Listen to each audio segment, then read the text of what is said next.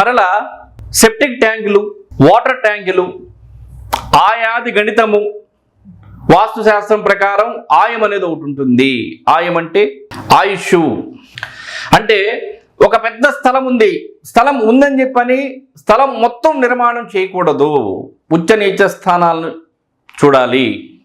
మరలా సింహద్వార నిర్ణయము, ఏ డైరెక్షన్లో సింహద్వారం పెట్టాలి, ఏ డైరెక్షన్లో సింహద్వారం పెట్టకూడదు, ఏ డైరెక్షన్లో లిఫ్ట్లు పెట్టాలి, గుంటలు పెట్టాలి, ఏ డైరెక్షన్లో గుంటలు పెట్టకూడదు, అది క్రమమే కదా.